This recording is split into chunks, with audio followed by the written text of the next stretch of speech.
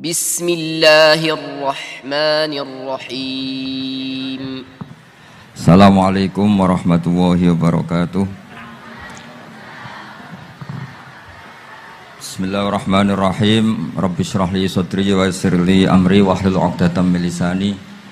Allahumma shalli wa sallim wa barik ala sayyidina Maulana Muhammadin wa ala alihi wa sahbihi asma'in. Nama ba'du. Yang sangat saya hormati Kiai Haji Raden Azaim, semua masayikh, semua keluarga besar Kiai As'ad yang saya hormati, juga pemateri kedua atau Mau'izah Hasanah kedua Kiai Haji Muslih dari Madura, kemudian wonten Kiai Haji Afifuddin, semua yang saya hormati. Niki saya hadir perjalanan terpanjang karena 1 tahun. Jadi saya dari rumah 2020 sampai sini 2021. Jadi ini perjalanan yang ekstra. Ini bentuk permintaan maaf saya karena kemarin saya datang tapi sudah selesai Gus. Hutang katanya sih. Ternyata Gus Azaim tidak legowo memaafkan, dia itu ngutang katanya, karena saya kemarin datang tapi terlambat terus dibajak disuruh ngajar Ma'had Ali. Tak pikir itu sudah bayar, ternyata masih diutangkan. Nah ini sudah selesai, berarti saya sudah jadi orang baik lah kira-kira gitu sudah. Jadi sudah bayar utang gitu. Saya mau cerita sebentar tentang khol. Dulu 84 guru saya Kiai Haji Maimun Zubair, semua mas saya se-Indonesia rawuh ke sini untuk muktamar, termasuk bapak kandung saya Kiai Haji Nur Salim ikut datang, ikut menyaksikan betapa pondok ini zaman itu masih Kiai As'ad jadi tonggak sejarah penting dalam NU, yaitu kembali ke Khittah 26. Kita tahu NU dulu itu ormas, kemudian era Gus Wahid jadi partai politik, era Gus Dur karena saran beberapa kiai, wafi muqaddimihim ada Kiai As'ad, Kiai Ahmad Siddiq dan beberapa kiai, kembali lagi ke Khittah 26, yaitu menjadi ormas, organisasi masyarakat yang menaungi, yang mengayomi, yang menganjurkan mazhab ahli sunnah wal jamaah. Tadi Gus Azaim cerita betapa pentingnya para pendiri, para muassis yang diibaratkan sebagaimana pohon. Saya masih ingat dawe Mbah Mun. Saya nanti cerita mas saya sebentar, terus cerita kitab Al-Ataqoh As-Somadiyah dikarang Said Muhammad, fawaidnya maksudnya. Kalau Islam Arab, ini kata Mbah Mun, kalau Islam Arab itu contohnya kayak pohon kurma, jadi kuat. Dan wajah tasbihnya itu di daunnya tidak jatuh. Tapi kalau Islam Indonesia, kata Mbah Mun, itu kayak padi, jadi ya agak doyong-doyong sedikit. Jadi untuk menghadapi angin besar itu pilihannya 2, Anda kekar kayak kurma, atau fleksibel kayak padi. Jadi ya doyong-doyong sithik gitu ya. Ada koruptor sowan, salam templeknya ya diterima gitu ya. Ada calon bupati cantik ya didukung, pokoknya agak-agak doyong gitu. Tapi baru kayak doyong itu nggak bisa roboh karena fleksibel. Jadi kazar in akhraja syatahu, jadi ada 2 tamsil. Karena memang menghadapi orang fasik, orang dolim ini, kita sebagai ulama itu ya kebingungan. Ini mungkin Ki Afif bisa bahsul masail ini. Karena pertanyaannya gini, saya berkali-kali digojlok sama bapak saya. Berteman orang fasik hukumnya gimana? Pasti dijawab haram. Tapi kalau pertanyaannya dibalik, membina orang fasik hukumnya gimana? Baik. Dan bisa membina kalau berteman. Makanya Gus Azaim pernah bikin seni deh, muktamar seni. Anggap saja madhabnya seperti itu gitu. Jadi ya agak doyong-doyong sedikit. Masa ketop berteman orang yang macam-macam, tapi itu fleksibel. Nyatanya tetap soleh sampai sekarang gitu. Itu berarti itu ya gitu kata Mbah Mun itu. Jadi untuk menahan angin yang besar pilihannya hanya 2. Anda kokoh kayak pohon kurma atau fleksibel kayak padi. Nah, Islam Indonesia kata Mbah Mun itu pari wae katanya, padi. Jadi ungkapan-ungkapan para masayah ini penting karena khazanah yang saya baca. Saya berkali-kali cerita ini dalam kitab Khilyatul Auliya. Itu Abu Nu'aim al-Asfihani cerita tentang riwayat Sufyan bin Uyainah, ini gurunya Imam Syafi'i. Itu setiap kali Nabi Isa dan Yahya, ini dua nabi yang sepurun, sama-sama masih muda. Nabi Yahya itu senengannya dolan ke orang-orang soleh, menyambangi orang-orang soleh. Tentu itu bagus. Tapi kalau Nabi Isa ini suka menyambangi orang-orang yang fasik, orang-orang yang nggak jelas. Ketika dua beliau ini ketemu, tentu yang perlu jawaban Nabi Isa karena kontroversi, berteman sama orang-orang yang nggak jelas. Kata beliau, innama ana tabibun udawil mardo. Seorang kiai, seorang nabi, orang yang baik itu ibarat dokter. Di mana-mana dokter tuh ngobati orang yang apa? Sakit. Kalau Anda dokter dan peneliti satu penyakit, pasti cari daerah yang banyak pandeminya. Masa neliti pandemi di orang-orang yang apa? Sehat. Jadi ini juga perlu dibahsul masailkan, karena tadi dibolak-balik itu. Bina orang berteman orang fasik hukumnya haram, karena wa in kana dzarrin fajannibhu sur'atan. Tapi kalau bina orang fasik hukumnya baik, bisa bina kalau berteman. Jadi fikih itu ya karek dibolak-balik. Makanya sholat juga gitu, sholat yang tumak nina yang lama itu ya bagus. Masa jagongan mbek pangeran nggak asik, jagongan sama teman aja asik, masa jagongan sama pangeran tidak apa? Asik. Tapi kalau Ibnu Abbas sholat tuh cepet. Ketika ditanya, kenapa kalau Anda sholat cepet? Setan baru tata-tata mau goda, saya sudah selesai. Kata. Karena setan itu ya jaga jaim tuh, jaga image. Jadi kalau mau goda orang itu ya surinan dulu, macak-macak dulu. Ternyata mau ke situ sholatnya sudah selesai. Lah kebetulan mazhab saya itu yang kedua itu gitu. Jadi kalau Gus Azaim itu sholat lama sekali, itu ada mazhab tandingan, yaitu mazhab saya. Itu karena ini sepuh saya, meskipun top beliau tapi sepuh saya. Saya sudah 50, beliau baru 40. Ini berarti baru memulai kiai. Kalau pakai umur nubuah ini baru memulai. Jadi mazhab itu penting. Jadi pembanding itu harus diutarakan. Sehingga dalam fikih manapun itu sebuah madhab itu harus diuji itu lewat pembanding. Dulu itu setiap debat fikih antar ulama itu mesti nggak ada yang menang. Misalnya saya kiai kelihatan miskin tuh ya baik supaya santri-santri yang miskin itu punya teman gitu. Karena rata-rata santri itu miskin, nah dikancani kiai kan seneng gitu. Tapi problemnya kiai yang miskin itu ya nggak bisa nolong santri karena dia sendiri apa? Miskin. Makanya dulu Imam Syafi'i itu pengagum orang miskin. Setelah ngaji Imam Malik tanya, ya Imam Malik, orang yang sealim jenengan itu siapa? Jawabnya Imam Malik lucu. Dulu Abu Hanifah, sekarang orangnya sudah meninggal ya. Ilmunya dititipkan.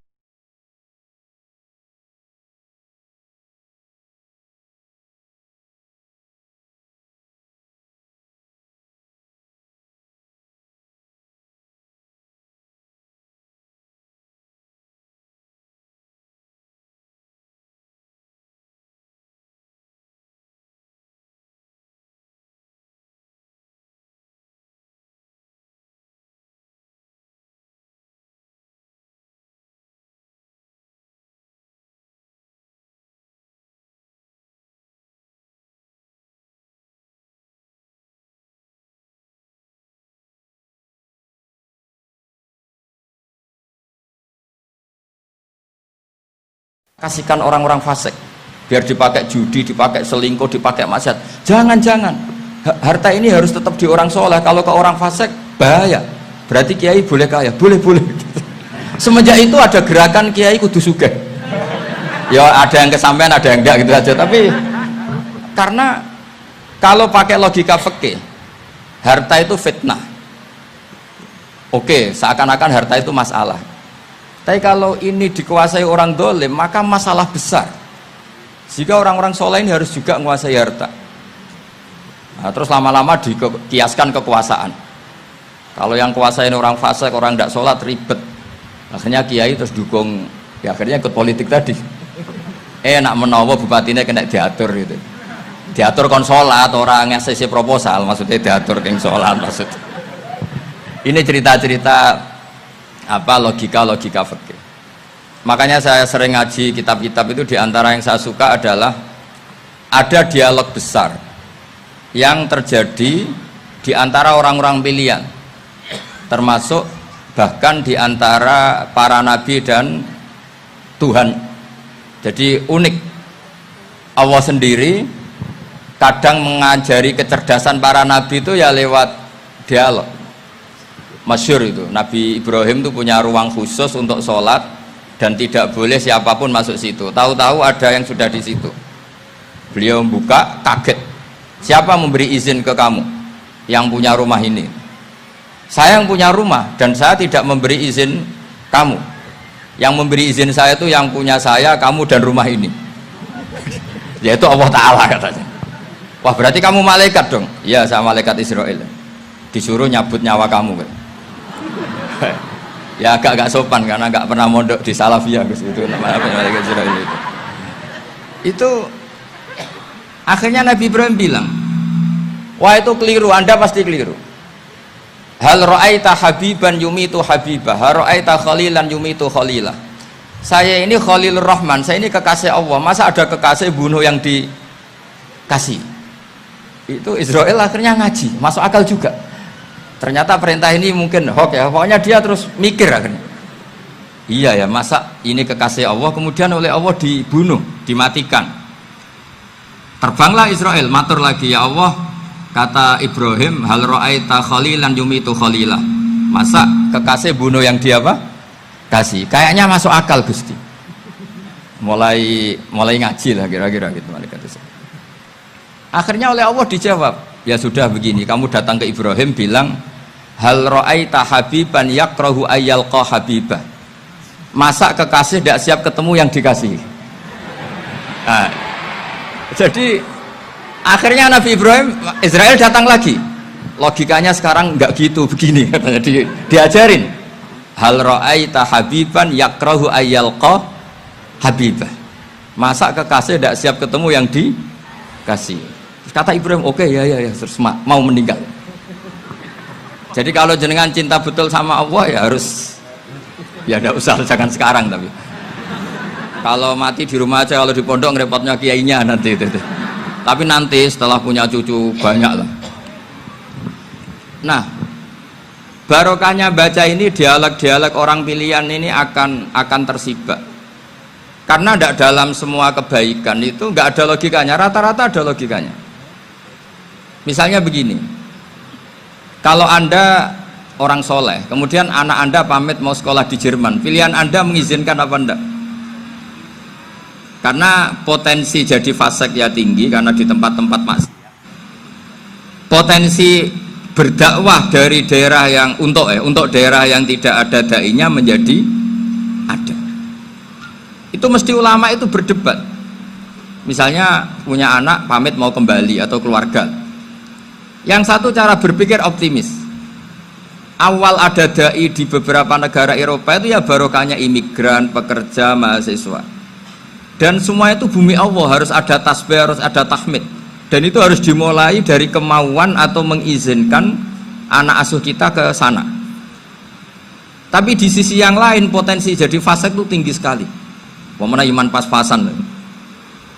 Nah, hal-hal seperti ini itu pasti jadi perdebatan. Dan kita harus menjawab.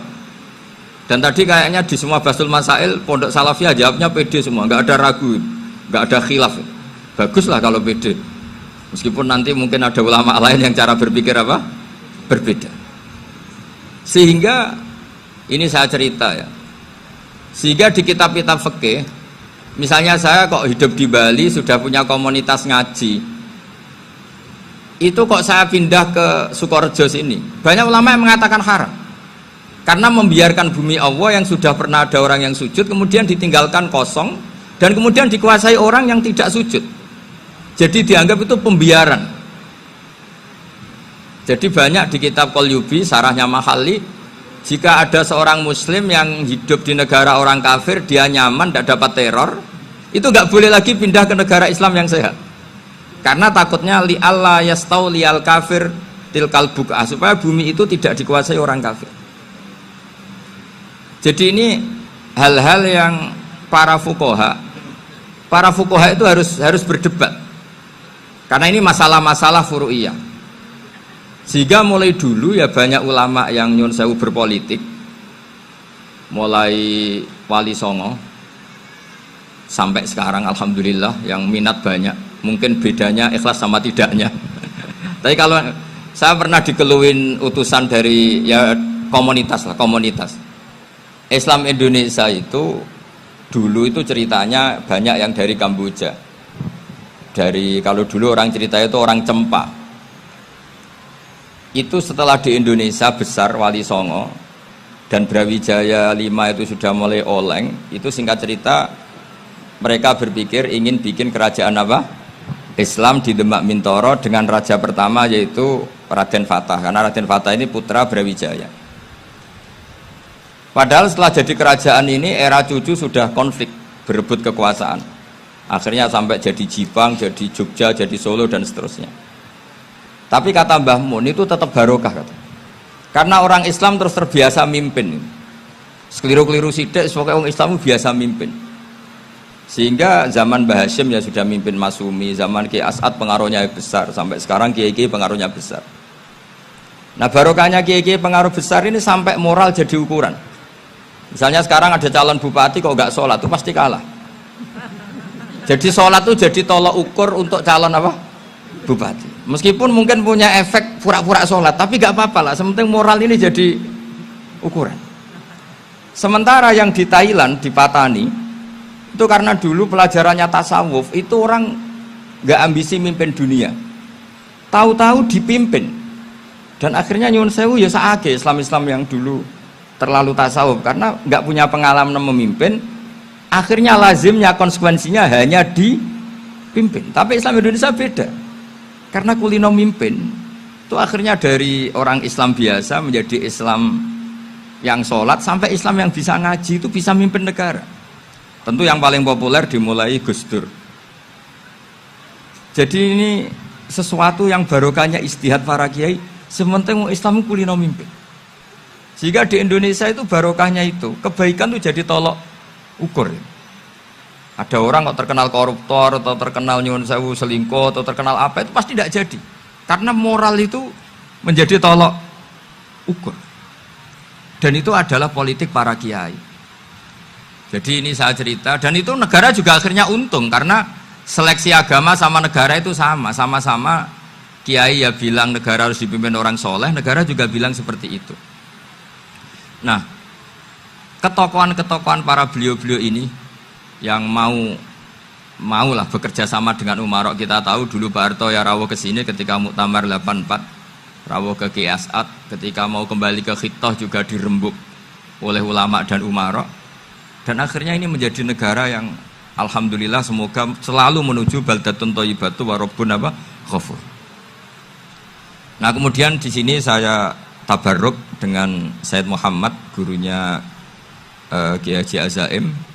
Saya mau cerita tentang amaliyah tadi. Saya sebetulnya nggak niat bacakan bab itu, gara-gara ada khataman jumlahnya banyak saya jadi pusing. Ini panitianya tanya, khatam betul apa enggak? Iya Gus, khatam betul. Tapi kayaknya saya tidak yakin itu. Karena saya ini kan dari pondok tahfidz itu. Biasanya anak khataman itu ya rodok bodoni itu. Wes diwaca buanter sing nyemak yang mendelok pojok tok. Mergo kebanteren. Nah, akhirnya lafat-lafat yang di tengah itu enggak di apa? Baca. Tapi ya semoga dimaafkan Allah lah. Yang jelas itu enggak. Tapi saya mau cerita ya. Jadi cara berpikir Said Muhammad ini nanti juga saya teruskan di Ma'had Ali. Ini saya baca ya. Di antara yang diyakini madhab Malikiyah. Ini saya baca saja teksnya. Jadi ada riwayat namanya, kalau Said Muhammad bahasakan itu Ataqoh Somadiyah. Kalau di Indonesia kadang orang bilang Al-Ataqoh Al-Kubro, yaitu dengan membaca surat Ikhlas. Di sini jumlahnya hanya 100 kali, kila 1000 kali. Tadi berapa semua? 700-an.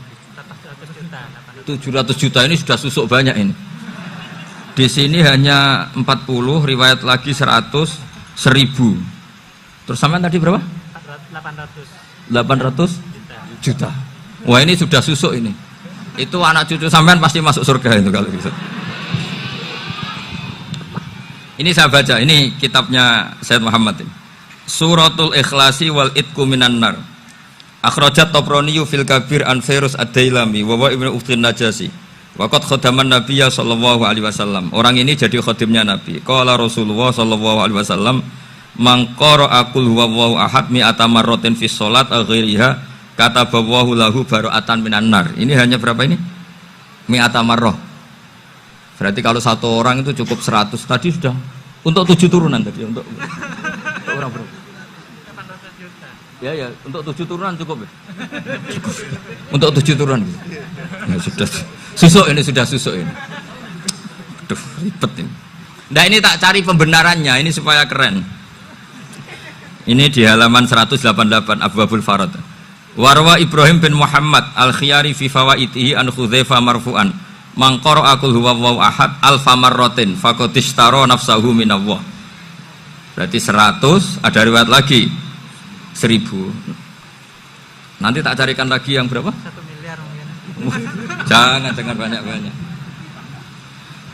Nah, ini saya baca ya. Wa hadzal adatu huwa al-ma'rufu bi ataqatis somadiyah.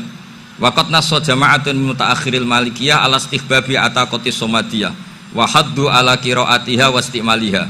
Minhum Asy-Syaikh Abdus Salam Al-Asmar sak teruse ini. Jadi kullu haula'i istahabbu ataqatas somadiyah ma'atirafi ba'dihim kal misnawi bisiddati fi hadisiha i'timadan ala anna hadha minal fadha'il allati yutasahalu fiha faman sa'a yasta'milaha roja'a khusula ma fiha fala ba'sa bidzalik ala syarti alla ya'taqida subuta dzalika anin nabi sallallahu alaihi wasallam hatta la yaqa fil kitsbi alaihi. Jadi intinya itu silahkan Anda bikin jumlah sesuai versi Anda. Yang penting Anda jangan kampanye kalau itu perintah Kanjeng Nabi Muhammad sallallahu alaihi wasallam. Karena kalau kamu atasnamakan Nabi kemudian jumlahnya sampai 800 berapa? 800 juta, berarti Nabi mengajarkan masyaqqah pada umatnya. Jadi cukup yang riwayat itu di sini hanya 100 sama 1000. Jadi kalau jumlah tadi untuk 7 apa?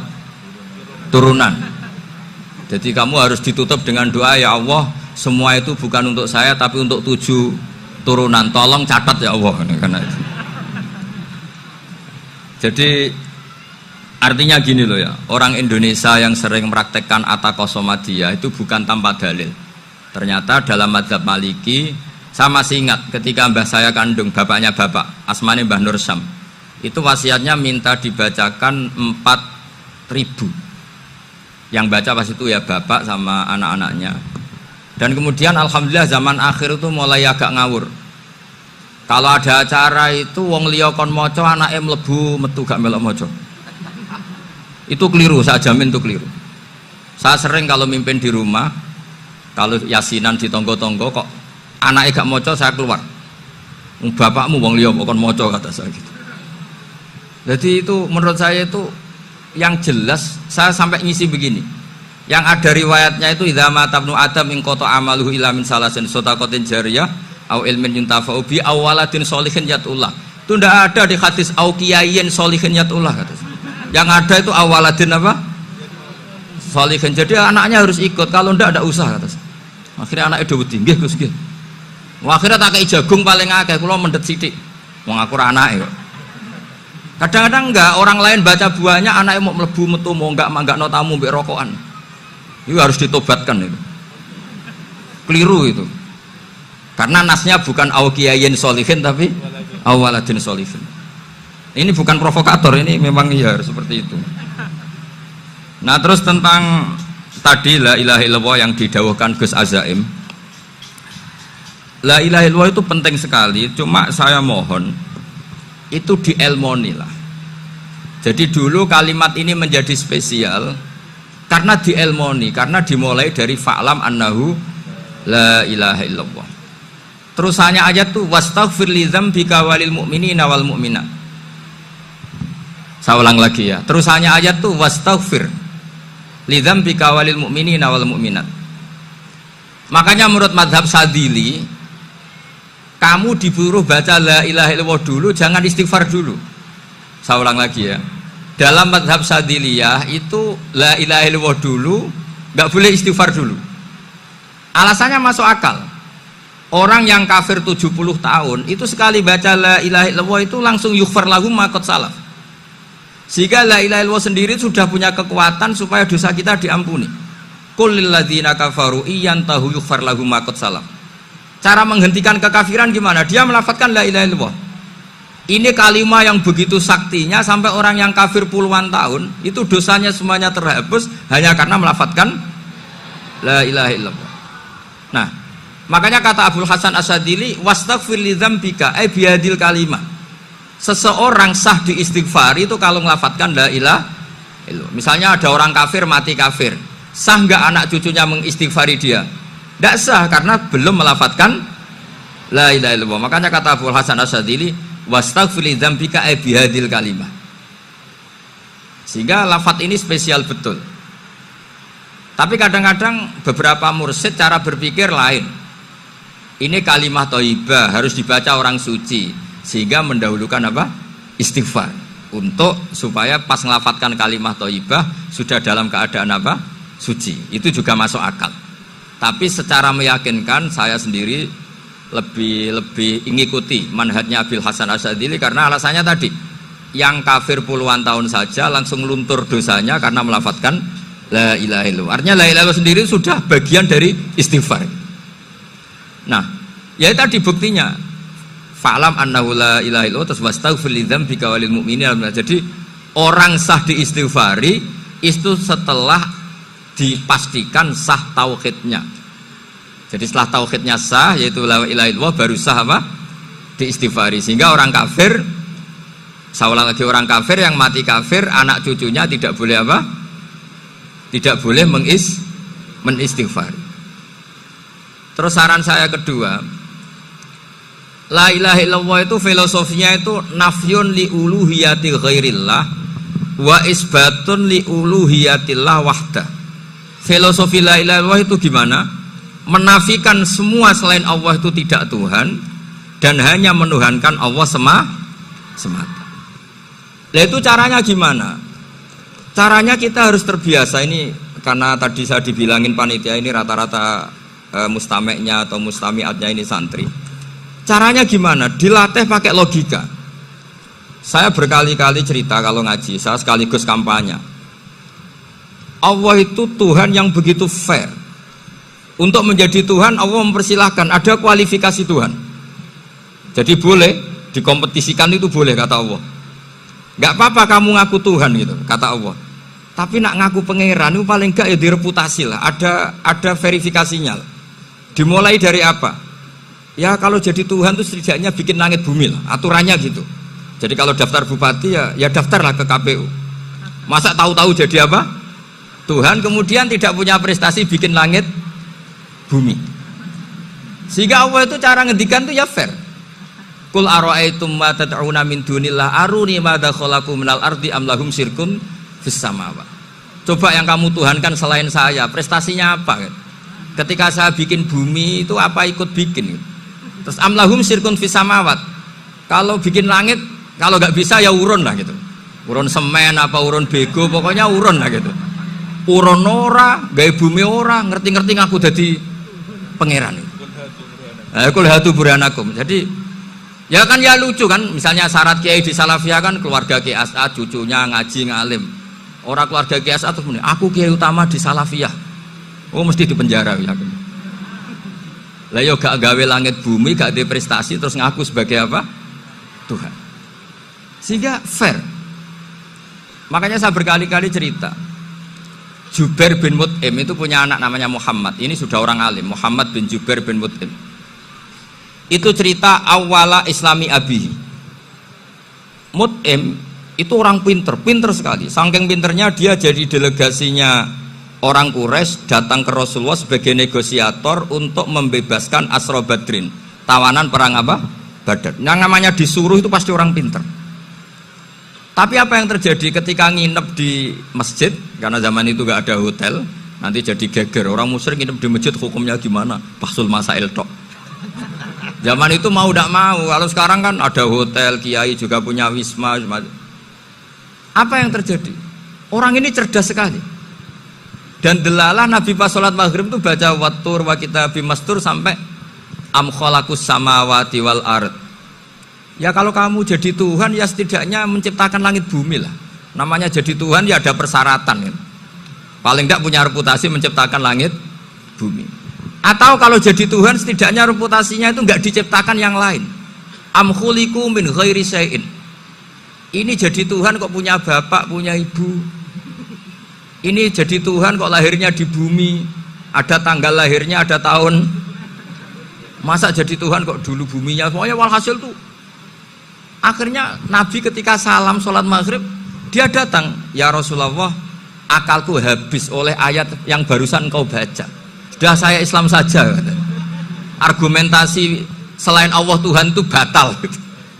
Itu, nah saya mohon santri-santri salafiyah itu baca Quran sampai seperti itu. Jadi jangan hanya khataman banyak-banyakan maksudnya. Ini bukan nyindir ini, ngamuk ini. Jadi ya khatamannya tadilah 1000 atau berapa lah, jangan banyak-banyak. Juga kasihan malaikat yang nyatet kan. Wong baru subhanallah alhamdulillah aja di teks hadisnya abad al malaikah kan ditetek. Itu baru subhanallah alhamdulillah itu sudah mencapaikan malaikat. Makanya saya wiridan tuh arang-arang kasihan malaikat karena nanti jadi itu ya ada madhabnya itu. Jadi kalau Gus Azaim sholat lama tak saingi sholat cepet tuh sama-sama ada madhabnya. Yang cepet kayak saya tadi, setan pas tata-tata, mau goda pas rukuk saya sudah itidal, mau goda itidal saya sudah sujud, pusing dia. Tapi jangan tiru, ini madhab yang agak-agak khusus lah, sudah cara orang Madura agak khilaf khusus. Khilaf ya, khilaf ini agak khilaf ini sudah. Tapi saya ingin lah, sampean kalau ngaji Quran itu dilatih berlogika. Jadi Allah itu fair, nggak apa-apa kalian ngaku Tuhan tuh nggak apa-apa, tapi tunjukkan prestasi kamu apa. Aruni madza khalaqu minal ardi am lahum syirkun fis samawati. Am khalaqus samawati wal ard. Diulang lagi, am khuliqu min ghairi syai'in. Setidaknya kalau jadi Tuhan itu ya nggak butuh yang lain lah. Masa jadi Tuhan kok wujudnya saja butuh orang lain, butuh bumi, eksistensinya butuh makan, butuh minum. Makanya Allah cara meniadakan uluhiyah selainnya itu Allah itu redaksinya itu mengena sekali. Yaitu tadi dengan cara-cara seperti itu. Sebagian ayat disebutkan ma asyattuhum khalqas samawati wal ardi wala khalqa anfusihim. Wong Tuhan kok nggak punya reputasi bikin langit, bikin bumi, bahkan untuk menciptakan diri saja nggak bisa. Ya sudahlah, kamu nggak usah ngaku Tuhan, nggak level kata-kata Allah gitu. Akhirnya terus ditemukan Tuhan yang sejati, yaitu wal awwalu wal akhiru wal zahiru wal batin. Itu yang mut'im ini tadi termasuk orang yang sangat cerdas sekali. Padahal itu bacanya bukan pas basul masail, enggak. Nabi pas sholat maghrib. Juga bukan pas ceramah, enggak. Tapi itu didengarkan. Makanya termasuk ini spesial untuk hormat saya kepada Ki As'ad. Makanya saya ini kalau mentasjek santri-santri, ini agak sensitif, tapi sudah saya tidak perlu takut fitnah. Saya termasuk, kenapa saya ingin jadi ahli tafsir, tentu yang membentuk itu Mbah Maimun dan bapak saya. Bapak saya itu hafal Quran kayak hafal Fatihah, saking senengnya Quran itu. Mungkin bisa kamu saingi itu. Itu adalah orang kafir itu bisa paham Quran. Itu sangat menyinggung saya. Orang kafir itu bisa paham Quran. Ketika Umar Islam itu karena mendengar apa coba? Mendengar apa? Quran. Dan itu masih kafir apa sudah Islam? Masih kafir karena kalimat-kalimat yang di Quran itu begitu jelas wal kitabil mubin sehingga didengarkan orang kafir pun tuh ngefek. Makanya ketika Umar datang ke saudari putrinya, kemudian dengar Toha ma anzalna alaikal Qur'an apa litasqa, itu dia terus iman. Begitu juga mut'im. Itu ketika dengar Nabi baca surat At-Tur ya langsung iman. Makanya kata Ibnu Jarir At-Tabari, kamu jangan pernah bilang gini, syaratnya paham Quran itu harus alim, harus gini. Lah nanti berarti orang kafir punya alasan di depan Allah, ya Allah, engkau ngandani kami dengan Quran yang nggak bisa difahami kecuali alim dulu. Lah saya alim gimana? Nggak pernah mondok. Mondok gimana? Saya kafir.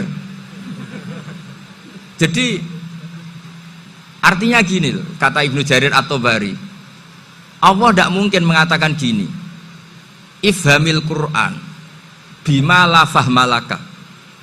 Quran itu harus kamu fahami. Sementara orang kafir karena lafadznya Quran khusus nggak bisa memahami.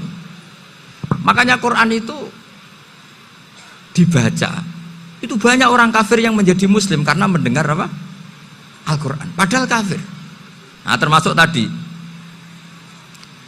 Muhammad bin Jubair bin Mut'im ini itu menjadi Islam ya karena mendengar Quran. Padahal dia saat itu masih apa? Kafir. Karena tadi logika misalnya nggak paham secara lafadz Arab. Sekarang misalnya nyuwun sewu ada orang ateis. Saya pernah didatangi seorang ateis yang nggak percaya Tuhan. Saya mau Islam Pak Ba, asal Anda bisa menjelaskan Tuhan itu siapa. Coba Quran dibaca secara makna, tidak secara lafadz tapi secara makna. Begini misalnya, ada orang ateis datang ke saya, Pak Ba, saya mau Islam, asal Anda bisa menjelaskan Tuhan itu siapa. Terus saya tanya, ini ngajak goblok-goblokan apa pinter-pinteran, kata saya. Terus dia jawab, ngajak pinter-pinteran Pak, saya ini doktor katanya. Maksudnya di akademiknya dia doktor, mungkin jurusan matematika atau apa, tapi di ketuhanannya jeblok. Terus tak tanya, kalau ini ada kertas, kamu suka ada rumusnya apa suka ada? Ya suka ada rumusnya. Kenapa ada kertas? Ya karena ada yang bikin. Nah kira-kira berstatus membikin atau membuat itu sesuatunya maujud apa enggak? Ya pasti maujud lah, pasti ada. Ya sudah, anggap Tuhan itu adalah sebab dari semua yang ada. Masa alam yang seperti ini, langit dan bumi ini maujudat, kemudian kamu katakan kholaqohal adam, bahwa alam raya yang maujud ini diciptakan oleh ketiadaan. Ya juga, berarti Tuhan itu ya. Ya itu yang namanya Tuhan. Lah mulai dulu kiai-kiai ngomong gitu kan saya Islam katanya. Jadi kiai-kiai itu kadang-kadang kalau dakwah pokoknya kabeh digawe Tuhan. Beda dengan dakwahnya orang-orang mantek. Orang-orang mantek itu kan nggak pernah nyebut Allah. Ini alam hawadis, labuda min muhdis. Meskipun mereka, nah muhdis ini menurut Islam namanya Allah, tapi sebetulnya kan nggak langsung bilang Allah. Jadi tak kasih tahu, alam raya ini maujud nggak? Ya maujud Pak Ba. Bisa nggak sesuatu yang nggak ada menjadi faktor wujudnya yang ada?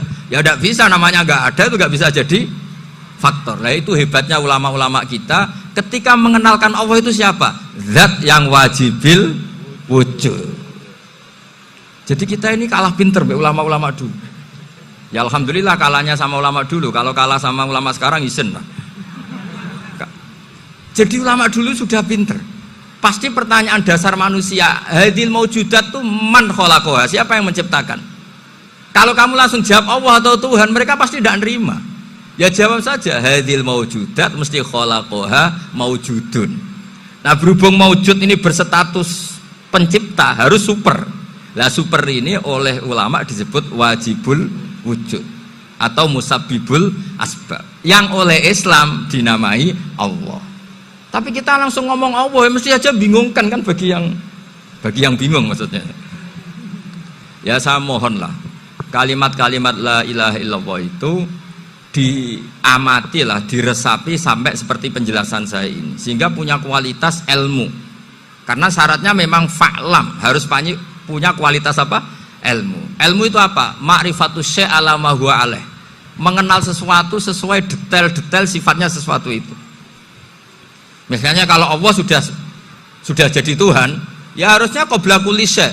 Masa Tuhan sama yang dituhani wujudnya dulu yang dituhani? Ditemukanlah sifat awal atau qadim. Makanya benar Gus Azaim tadi, kalau sudah bertauhid harus hafal akidah berapa khamsin. Dimulai apa? Wujud. Kenapa harus dikatakan wujud? Karena alam raya ini kadung maujudat. Hadhil alam maujudun. Masa maujudun khalaqahul adam? Masa maujudat khalaqahul adam? Nah itu yang disebut am khuliqu min ghairi syai'in am humul khaliqun. Jadi saya mohon semohon-mohonnya, cobalah tradisi-tradisi lihat baru ayat ini dihidupkan lagi sehingga kita baca Quran itu sekaligus menjadi orang yang sangat argumentatif. Karena Quran adalah qul falillahil hujjatul balighah. Dilatih. Jangan bosan dilatih. Makanya kalau saya baca ayat-ayat seperti itu cek fair Allah itu. Fair betul. Enggak apa-apa saya punya pesaing kata Allah, tapi yang imbang dong. Pas aku gawe langit ya bantulah. Atau ada langit tandingan lah kira-kira gitu. Kalau saya bikin bumi ya ada bumi. Nah misalnya sekarang orang Cina bikin matahari, materinya dari mana coba? Dari yang sudah ada sekarang kan? Tetap saja agak ikut bikin kan? Tapi kalau Allah bikin langit bumi minal adam minal wujud. Kalau mereka paling rekayasa yang sudah wujud di otak-atik. Nah harus sampai seperti itu. Sampai kata Gus Azim kul hatu apa? Burhanakum tadi. Jadi ini cara-cara kita untuk menguatkan iman. Aruni madza khalaqu minal ardi am lahum syirkun fis samawati. Terus kata Allah, itu nih bi kitabim min qabli hadza au atharatim min ilmin. Kalau kamu enggak setuju teori ini kata Allah, cari kitab suci versi Anda. Aturan jadi Tuhan itu apa coba? Ya tetap saja semua kitab suci akan mengatakan di mana-mana Tuhan itu pencipta langit dan bumi. Jangan yang lahir di bumi jadi Tuhan. Jangan Lata Uzza jadi Tuhan. Jangan karena sakti jadi Tuhan. Nah ini di sini pentingnya ilmu balaghah, ilmu mantek yang alhamdulillah di pondok-pondok kita masih diajari. Makanya kata mantek sebetulnya ilmu akal hanya menemukan hadil maujudat khalaqaha maujudun. Nah yang maujud ini siapa? Ya wajibul wujud. Nah kemudian Islam menamai ini Allah Subhanahu wa ta'ala. Makanya ulama dulu itu kalau ngendikan Allah itu siapa? Zat sing wajibul wujud. Itu filosofinya luar biasa. Karena dengan seperti ini bisa menafikan teori ateisme bahwa alam raya ini diciptakan oleh ketiadaan. Makanya saya bilang tadi, ngajak goblok-goblokan apa pinter-pinteran gitu. Lah nek ngajak goblok-goblokan yang ngene, hadhil maujudat khalaqahal adam. Terus kita goblok bareng. Loh iya kan barang maujud diciptakan yang tidak maujud. Wong ora wujud kok mempengaruhi sing wujud. Ya monggo nak goblok bareng kata saya. Akhirnya, gak Gus, saya ini dokter masa kamu ajak goblok? Ya sudah pinter saja kata saya. Alhamdulillah karena debat kecil ini dia menjadi nyaman lagi dengan apa? Islam. Memang saya tentu gak bisa disalahkan doktoralnya karena di ilmu yang selain apa? Teologi gitu. Tapi kan polanya dia pasti pinter. Makanya ini sekaligus mengingatkan anak-anak lah. Kecakapan menjelaskan itu harus dilatih karena di antara kelebihannya Quran itu wal kitabil apa? Mubin, yaitu kitab yang punya kemampuan menjelaskan. Ini yang terakhir saya beri contoh. Terakhir ini penjelasan Quran. Dulu orang kafir itu cara berpikir itu begini, Muhammad, urusan kita ini banyak, problem kita banyak. Masa iya urusan yang banyak ini cukup dengan satu Tuhan? Kalau problem banyak ya Tuhannya harus banyak. Ada Tuhan pohon, Tuhan hujan. Ya kayak Cina itu ada Dewi Kuan Im keberuntungan, ada yang sial, yang pokoknya diurus yang banyak lah. Maka mereka bilang aja'alal alihata ilaha wahida inna hadza la syai'un ujab. Ini aneh, urusan banyak kok Tuhannya satu, ini aneh lah. Tapi Nabi secara sabar, dan yang diomongnya orang kafir, tidak anak Mahatali, orang kafir. Jadi nanti kalau anak Mahatali gak paham Quran kebangetan, orang kafir saja paham. Akhirnya Nabi secara santai, secara rileks memberi penjelasan gini. Kalau Anda menjadi buruh, kalau orang Arab dulu bilang abdan, kamu suka enggak punya majikan banyak, perintahnya beda-beda, semuanya memaksa kamu untuk nurut. Sama punya majikan satu yang baik. Ya enggak suka lah Muhammad kalau majikan saya banyak, semuanya berhak merintah saya, enggak enak. Majikannya satu saja. Terus kata Nabi, Tuhanmu itu majikan kamu. Kalau Tuhannya banyak, kamu bingung, nanti perintahnya banyak. Akhirnya mereka paham. Dan itu segampang itu Allah memberi penjelasan. Darabahu masalah rojulan fihi syuraka umutasyakisuna wa rajulan salamal lirajul hal yastawiyani masalah alhamdulillah. Langsung diberi analogi. Kalau kamu jadi buruh punya majikan banyak yang perintahnya beda-beda, Kemudian jadi buruh yang majikannya satu, kamu milih mana? Ya milih satu Muhammad. Ya sudah. Kalau Tuhannya banyak, perintahnya banyak, kamu juga bingung. Langsung menjadi faham. Nah, ketika ada orang tidak ikhlas, Nabi cara memberi penjelasan juga gampang. Misalnya saya dikasih uang Gus Azaim 1 juta. Kemudian matur nuwun saya sama Pak Afif. Aneh nggak? Saya ini orang aneh nggak? Orang aneh nggak? Itu Nabi kalau mencontohkan orang tidak ikhlas gitu. Kata Rasulullah, orang tidak ikhlas itu sebagaimana orang beli budak. Min kholisi malih. Budak itu dibeli dari uangnya sendiri. Kemudian fa'amila hadal abdu, budak ini kemudian bekerja dan a'tohullatahu, hasilnya dikasihkan sama orang lain. Terus Nabi memberi percontohan, ayasurrukum ayyakuna abdukum kadzalik. Apa kamu suka kalau budak kamu seperti itu? Dulu orang-orang dulu kan beli budak untuk disuruh bekerja, terus disuruh setor apa hasilnya. Jadi budaknya kamu yang beli, yang biayai. Kalau sekarang mungkin nggak ada budak, gini lah. Saya nyuruh Zaid, tak kasih mobil, tak kasih bensin, tak kasih uang jalan supaya narik angkot. Hasilnya disuruh ngasihkan saya. Ternyata dikasihkan orang lain dan matur nuwun sama orang. Kamu suka punya budak seperti itu? Ya tidak suka ya Rasulullah. Ya ibaratnya seperti itu. Bumi yang bikin Allah, nyawa kamu yang bikin Allah, semua fasilitas dari Allah. Kemudian kamu menyembah selain Allah. Segampang itu. Dan Nabi telaten sampai dulu yang mayoritas orang kafir menjadi mayoritas Muslim, dan semuanya tanpa paksaan, la ikroha fiddin, karena qad tabayyana rusdu minal ghayy. Nah, cara tabayana gimana? Yaitu punya kemampuan menjelaskan. Wal kitabil apa? Mubin. Ini makanya saya mohon lah, ini saya mohon semohon-mohonnya anak-anak ini kan kader-kadernya Mbah Samsul Arifin, Mbah As'ad, Gus Fawaid, sekarang Gus Azaim, semuanya harus punya kemampuan wal kitabil apa? Mubin. Sehingga diantara sifatnya Nabi itu fatonah, punya kecerdasan. Nabi itu gak pernah debat kalah, itu meskipun sudah terdesak gak pernah kalah. Pernah Nabi itu ngendikan la adwa wala tiarata, tidak ada penyakit menular. Ada orang yang mungkin kurang suka iseng, ada onta yang sudah gudiken dijejerno sama yang waras, ternyata yang waras jadi gudiken. Akhirnya Nabi diundang lah kira-kira gitu. Ya Rasulullah, kata engkau gak ada penyakit menular. Tapi ini onta yang gak gudiken, tak jejerkan yang gudiken ikut gudiken. Berarti kan menular. Nabi santai jawab, faman jarrobal awal. Lalu yang pertama gudiken ketularan siapa katanya. Wah kalau ini asli Nabi, ya sudah seperti itu. Jadi ngiranya dia menang karena yang gudiken pertama nulari yang kedua. Ternyata Nabi tanyanya lagi, faman jarrobal awal, yang gudiken yang pertama siapa? Oh ini asli ya maksud saya itu. Jadi Nabi itu gak pernah kalah. Karena Nabi punya apa? Fatona. Jadi saya mohon, ya tadi makanya ini efeknya itu khatamannya nggak boleh banyak-banyak ya. Maksud saya kalau musim khataman ya nggak apa-apa, khataman banyak-banyak. Tapi kalau nggak musim khataman ya musim-musim tadabbur gitu. Tapi kalau ini musim khataman ya monggo lah. Cuma saya kok kasihan malaikatnya tadi itu kok. Ya ngoten mawon, minta maaf. Assalamualaikum warahmatullahi wabarakatuh.